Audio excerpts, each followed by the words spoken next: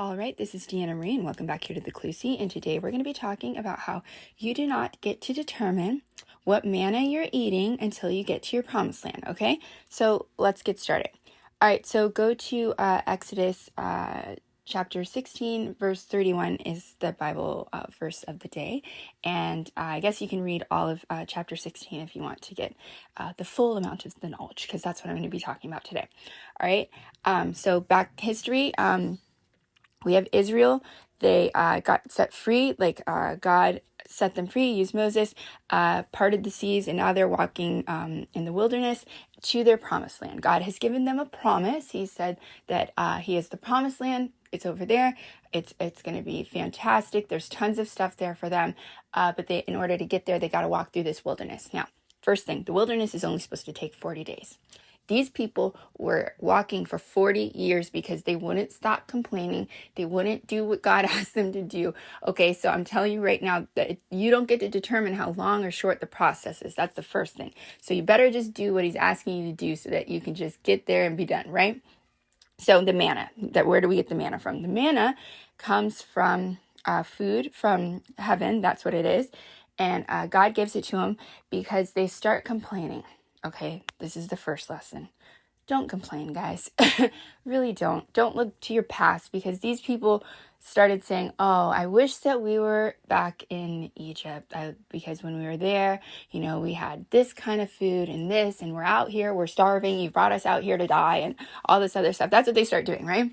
They forgot that in Egypt, they were slaves. In Egypt, Pharaoh was killing their children. In Egypt, they didn't have freedom. They didn't have any of that other stuff. They just took one thing that they were missing over here and said, oh man, I wish that we had that. We had that over there. Why would God do this to us? So that's the first thing. Do not look to your past. It's not as great as you think it is. It never is. If God set you free from it, there's a reason for it. So you don't need to be looking at it, trying to glamorize it. There wasn't anything glamorous about it. If he set you free from it, it's because he does not want you in it anymore. So stop dwelling in it. Focus on the promises that he's giving you. Focus on the stuff that he has in your future. Because the money that you had in the past, maybe you don't have a lot of money now, and you're looking back like, oh, well, I had a lot of money over here. Stop doing that. God said that he's going to give you a ton of money over here in the promised land, right? That's the promise for you. So there's no reason for you to look in the past. Get through what you're supposed to be getting through, learn the lessons. And, when you learn how to budget $10, then God may give you the $10 million. But you have to go through that lesson, okay? First thing. Next thing, the manna, okay? You do not get to determine what blessings are coming to you or how you're being fed in your wilderness period. It would be great if we could control everything, but you are not God. You are supposed to listen, do what he's asking you to do, get to the promised land. You don't get to decide, well, I want to make money like this, or I want to be married to somebody like this. You don't know everything. He knows everything, and he's trying to teach you something so that when you go into the promised land, it doesn't destroy you, or you don't destroy other people in it, okay? So you got to make sure you don't get to make those choices, okay? There's always a lesson. There's always like a testing that you need to go through in order to get the great things, but you have to go through it. You have to go through that wilderness to be able to manage your promised land, okay? Now, God gives them specific instructions.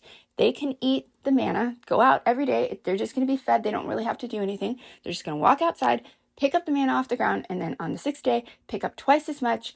And then on the 7th day, rest. Okay. So they don't have to hoard anything. God's saying, hey, trust me, I will provide. Okay. For some of you, that's a whole word right there, that you need to trust God that he is going to provide. And it may not look like you have millions of dollars in the bank.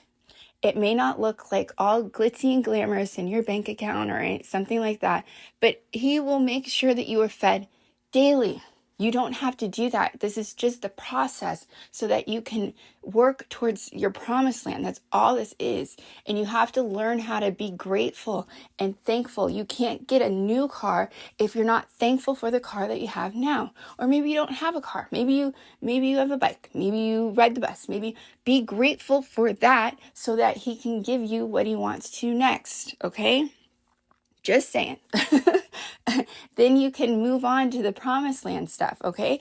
And some of you guys need to just like calm down about you're going to get to the promised land. You're going to get there, but God's feeding you along the way. He's doing these little things. There's once he's got to test you and make sure that you're ready and stuff like that. Some of you guys are like, I want to be a wife. I want to be a husband. I want to be this. You have to learn how to do that properly. Like, one, you got to do that. Two, you got to make sure that you're with the right person.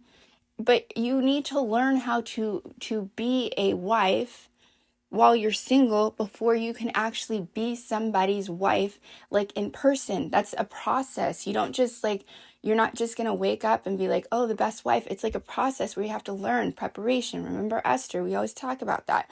So that's what's going on right now. And if you're in the wilderness and you're being fed manna and stuff like that, don't complain. Just say thank you. Be grateful. You're almost done. It's almost done, okay? So anyways, like, share, subscribe, comment as always, and I will see you guys back here next time.